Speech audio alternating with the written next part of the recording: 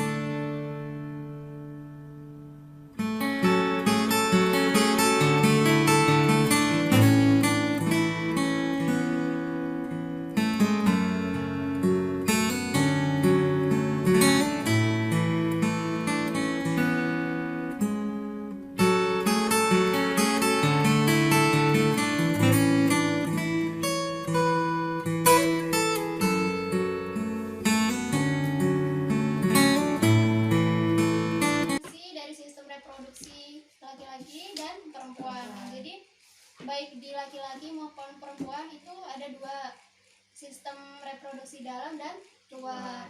Nah, jadi di sini ibu akan membagikan gambar untuk dikerjain ya. Ini ada fungsi, suruh nyebutin nama bagian terus fungsinya. Kalian kerjain. Diskusi. Yang nggak ngerti boleh ditanyain. Waktunya 5 menit cukup nggak? Cukup Bu. Cukup. Udah, kerjanya. Diskusikan.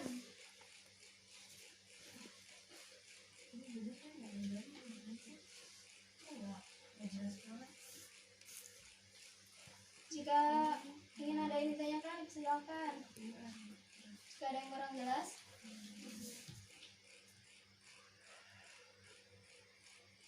Bu, saya mau nanya Bu. ya. Ini yang bagian sebelah kanan gambar apa sih Bu ini? Ini gini loh gambarnya.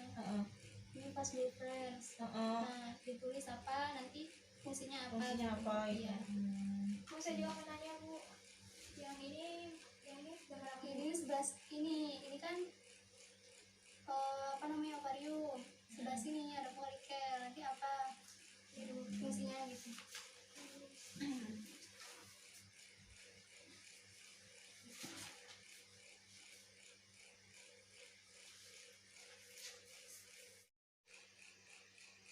Gimana? Udah selesai semua? Sudah Bu, sudah jawab semuanya. Baiklah, kalau sudah selesai, silakan dipresentasikan perwakilan kelompoknya ya. Iya Bu. Ayo, silakan Bu. Laila.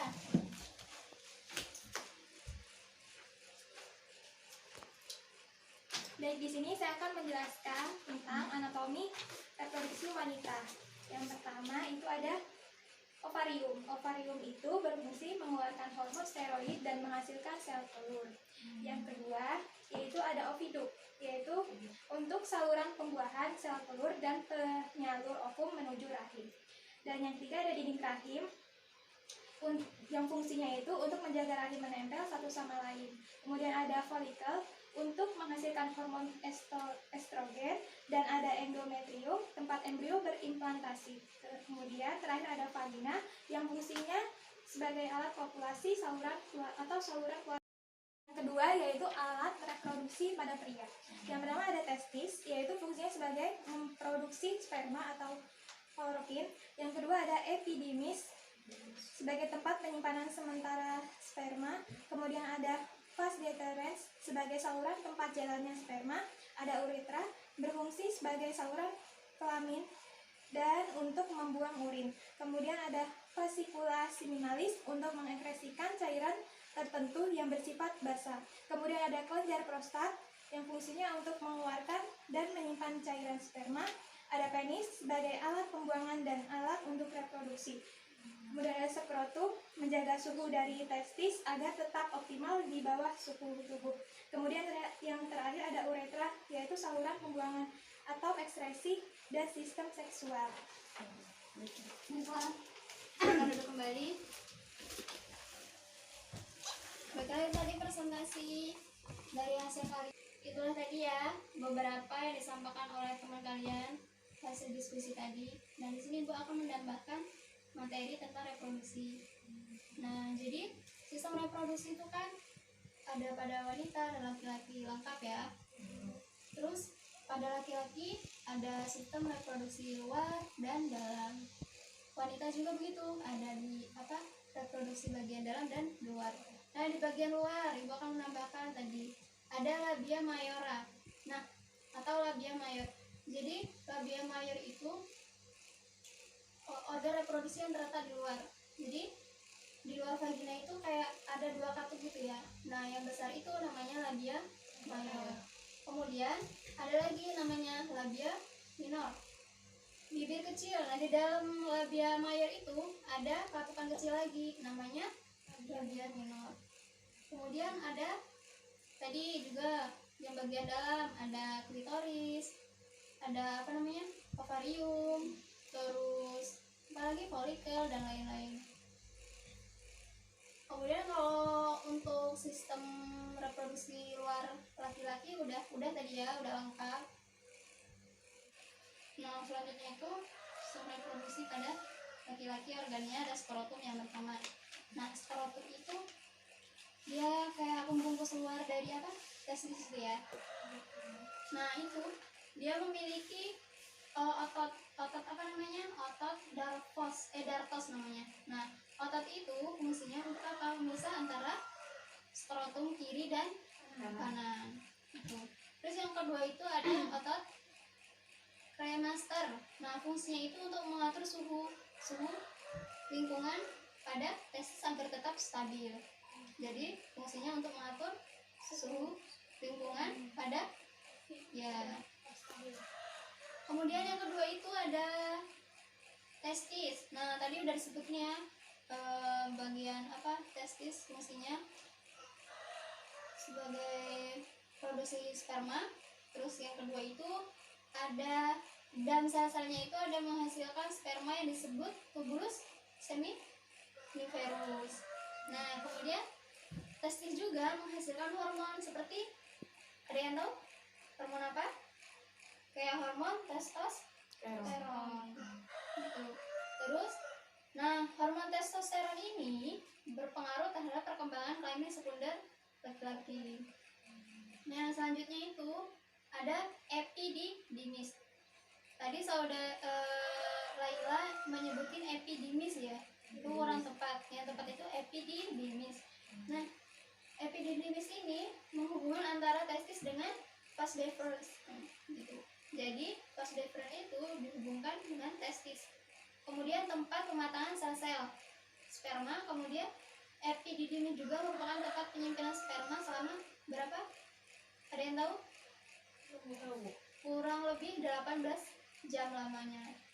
Jadi sperma itu disimpan dalam epididymis itu selama 18 jam. Makanya epididymis itu dikenal sebagai tempat penyimpanan sementara sperma. Gitu. Terus yang selanjutnya ada phase difference. Nah, menghasilkan apa? Kelenjar prostat, kelenjar Cooper, terus kelenjar seminalis. Nah, fungsi sekretnya apa? Menyediakan zat gizi yang dibutuhkan oleh spermatozoa. Nah, kemudian ada menetralkan asam yang terdapat di liang senggama wanita. Kemudian, sperma bersama sekret inilah yang disebut dengan air mani atau semen. Nah, semen itu nama lainnya apa? Sperma. Kemudian, pada sistem reproduksi wanita tadi ya, ada ovarium, itu bagian dalam. Nah, ovarium itu apa?